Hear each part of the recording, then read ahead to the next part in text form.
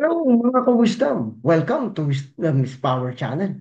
Kung bago ka pa lang sa channel na ito, huwag kalimutang mag-subscribe, i-like, mag-comment at i-share ang video ito. Click mo na rin ang notification bell to receive more wisdom videos na katulad nito. Salamat! Today we're going to discuss about special products. So, special products are algebraic expressions obtained from multiplying certain binomials or polynomials that follow specific patterns or rules. Because of these patterns or rules, finding products is much easier and faster. So, meron tayong susundin na patterns or rules para mas mabilis, mas madali nating makuha yung products nung particular binomials or polynomials. So we have different special products when it comes to algebra. We have square of a binomial or sum, square of a binomial, their difference, the product of the sum and difference, cube of a binomial, also sum, and cube of a binomial or their difference. So let's discuss first the square of a sum. So the product of the square of a sum is equal to the square of the first term plus twice the product of the two terms plus the square of the second term. So, say for example, we have the square of the sum a plus b. So, pag nakakita tayo ng ganito daw, format o pattern, okay, ang para daw makuha yung ang product nitong ganitong square, ng sum, square daw natin yung first term plus 2 times o twice the product ng dalawang terms na nasa loob ng parenthesis plus the square nung second term. Okay? So, laging ganon ang format. Laging ganon ang pattern. Square nung first term, so that is, halimbawa, yung x plus y natin. So, x is the first term and y is the first term. So, square daw nung first term, so that is x squared plus 2 times the product ng x and y. So, 2 times x times y. So, 2xy plus the square of the second term, which is y. So, kung i-square mo yan, y squared. Kaya ang sagot natin, x squared plus 2xy plus y squared. So, let's have practice problems. No? So, evaluate the following expression. Number one, the square of x plus 6. So, ang mga pattern natin, ang rules natin, kukunin muna natin yung square of the first term, which is sa expression nating x plus 6, yung x ang ating first term, at yung 6 ang ating second term. Okay? So, square ng first term, so that is yung x.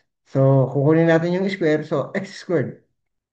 Then, twice ng product of the two terms. Ibig sabihin, mag-multiply tayo ng 2, then multiply the first term, multiply nung second term. So, mangyayari niyan, 2 multiply by 6, multiply by x. So, we will get 12x. The next step is the square of the second term. So, alam natin yung second term, that is the 6. So, kukunin lang natin yung square ng 6 and that will give us 36. Kaya ang sagot doon sa x plus, the square ng x plus 6 natin, kukunin lang natin yung tatlong x squared, 12x, saka 36. So, ang ating operator dyan, lahat ay plus. So, x squared plus 12x plus 36. Dahil yun ang ating rules o pattern. So, that will be our answer. Second example, so we have to evaluate the following expression. Number 2, the square of a plus 3. So again, so square of the first term, so alam natin yung a, ang first term doon sa ating binomial. So that is a squared. Then twice again the product of the two terms. So that is 2 times a times 3. No? So twice the product ng dalawang terms. So ang dalawang nating terms, 3 tsaka a. So pag multiply lang natin yun, ano? So that will give us 6a. Then square nung second term, which is the 3. So, kukunin natin yung square ng 3 and that will give us 9. So, the answer for our square of a plus 3, that will be, kukunin lang natin yung tatlo, then isasam natin yung tatlo. So, a squared plus 6a plus 9. So, practice problem number 3, again, square of the first term. So, obviously, yung first term natin ay 3x, i-square natin. So, this will give us 9x squared. So, again, 2, makikita mo yung square sa taas, yun ang gagamitin natin, 2 times 3x times 9. So that is 2 times 3x times 9. This will give us 54x. And next step is the square of the second term, which is the 9. So 9 squared, and this will give us 81. So the answer for our problem number 3 is equals to 9x squared plus 54x plus 81. Problem number 4. So again, square of the first term. So the square of 2m is equals to 4m squared. 2 times 2m times 4. So that will give us 16m. Okay? So multiply natin ng 2 yung lahat ng terms na nasa loob, which is 2m and 4. So that will give us 16m. And the square of the second term, that is equals to 16. So the answer for number 4 is simply 4m squared plus 16m plus 16. Problem number 5. So again, the square of 5r plus 7. So the square of the first term, so 5r. So square mo yan. This will give you 25r squared. Then 2 multiplied by 5r times 7, and that will give us 70r. Then square of the second term, so 7 squared, so that will give us 49. So 5r, the square of 5r plus 7 will give us the product of 25r squared plus 17r plus 49. So let us practice more problems. So evaluate the following expression. Number 6, the square of 3a plus 2. So kukunin natin yung square nung first term, that is 9a squared. Yung ating second term, so that is 2 times 2 times 3a, or 2 times 3a times 2. And that will give us 12. At yung third term natin is 2 squared, that is plus 4. So, our answer will become 9a squared plus 12a plus 4. For problem number 7, this will give us 16b squared plus 24b plus 9. So, kailangan mag-practice tayo ng mag-practice, no? So, sa una lang medyo mahirap, pero pag nasasanay ka na, nagpa-practice ka na, nakikita mo na yung mabilis agad na sagot, ano? Practice lang. So, katulad nito, ano, number 8.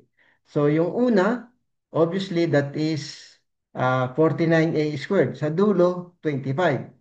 So, kukunin mo yung gitna, 7 times 5, 35 times 2, 70 ang gitna dapat. So, 49, 70, tsaka 25.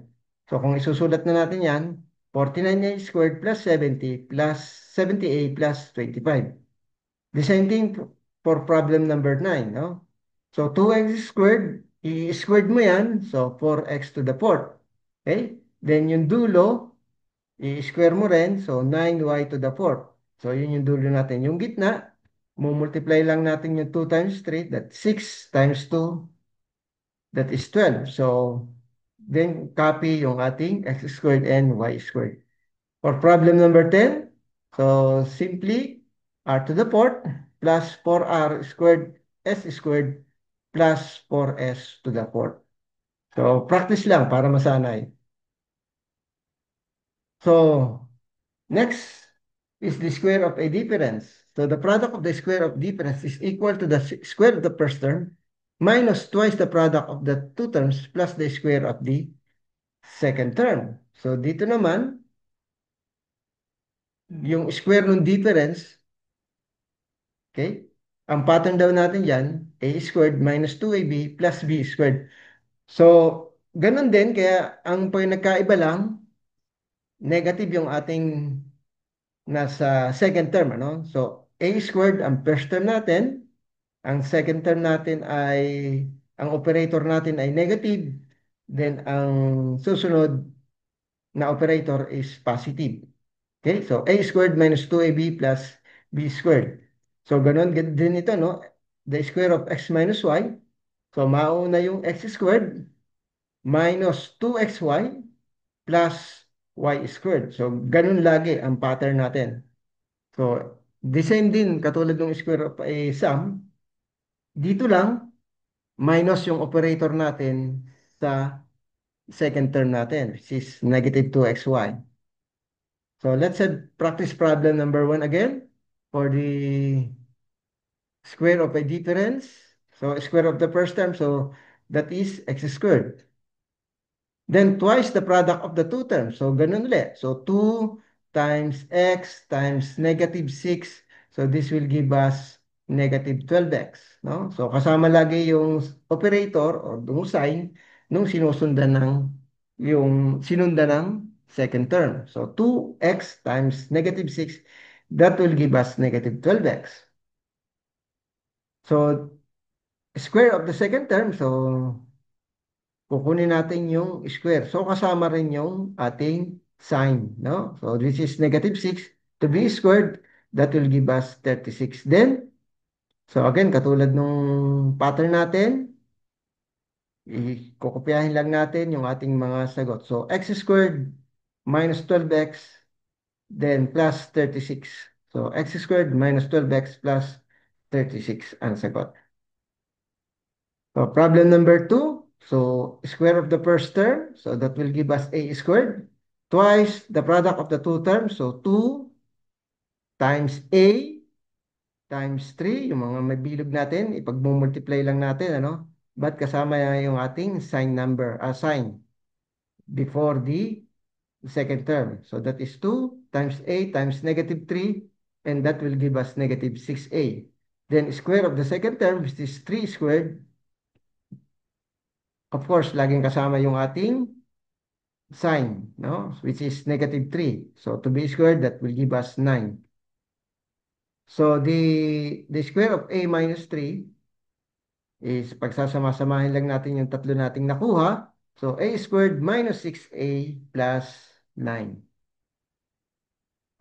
Problem number 3. So, the square of 4y minus y. So, 4y, i-square natin, buo, kasama, no?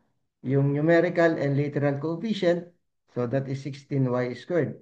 Then again, 2 multiplied by 4y, multiplied by negative 7, and this will give us negative 56. Next, square naman ng ating second term, which is negative 7. Okay, so negative 7 to be squared, that will give us 49. So, the square of 4y minus 7, kukopyahin lang natin yung mga sagot natin. So, that will become 16y squared minus 56y plus 49. Okay, so for the following expression, we are asked to evaluate. So, the square of 5x minus 6, so this will become 25x squared minus 60x plus 36. So, mapapansin mo dito, madaling sundan yung pattern, ano? Titingnan mo lang yung first term tsaka second term. Yung first term, pag in-square mo, 25x squared. Yung dulo, that is negative 6 to be squared is 36. Yung sa gitna, 5 times 6 is 30 times 2, 60. So, negative 60x, no? So, ganun, the same pattern. So, sundan lang natin.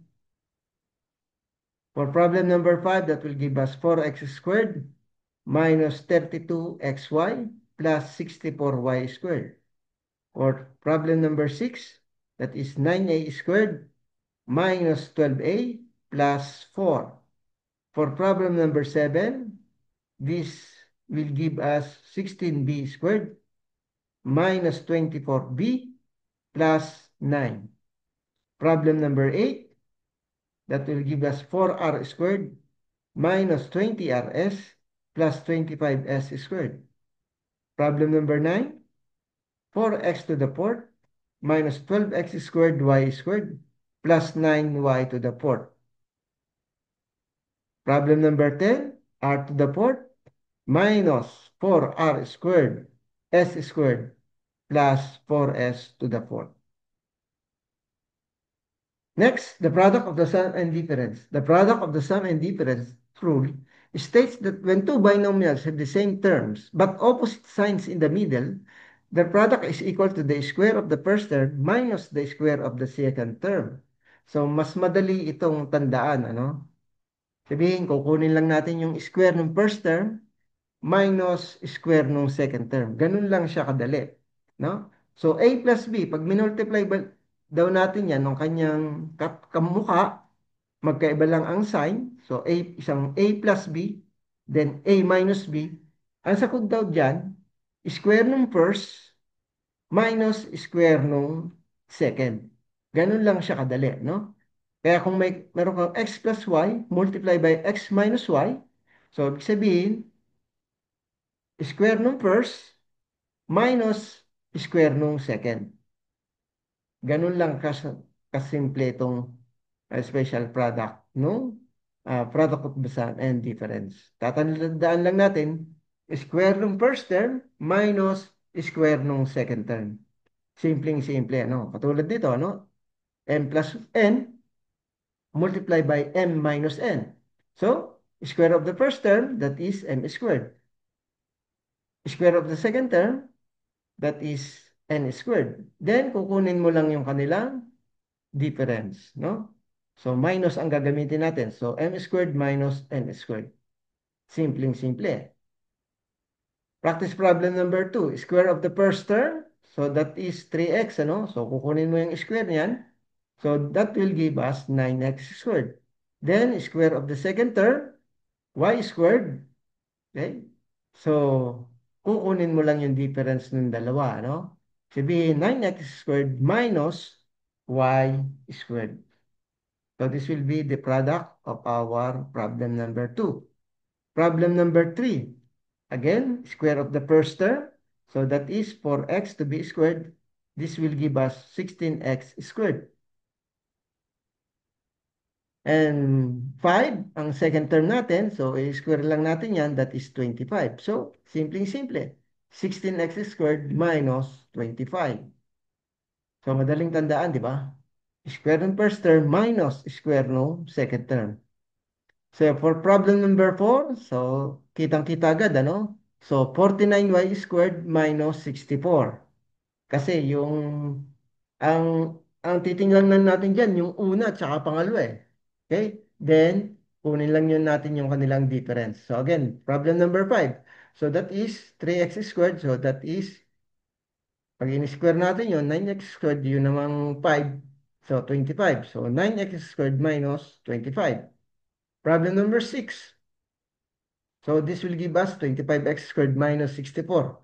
Problem number 7. This will give us 9y squared minus a squared. Problem number 8. The answer is 4k squared minus m squared. Number 9. 16n squared minus 9n squared. And number 10. So, 6. Kukunin mo ang square niyan, that is 36. Yung 2, kukunin mo ang square, that is 4. So, 36 saka 4 ang iyong product. So, 36r squared minus 4s squared. So, this is the summary ng ating mga special product. Square of a sum, square of a difference, product of a sum and difference, cube of a binomial, cube of a binomial na difference. So, regarding the cube of a binomial, sum or difference, I will be discussing that on the part 2 of this video. So, that's all mga ka-wisdom. Again, kung bago ka pa lang sa channel na ito, huwag kalimutang mag-subscribe, i-like, i-comment at i-share ang video ito. Click mo na rin ang notification bell to receive more wisdom videos na katulad nito. Salamat!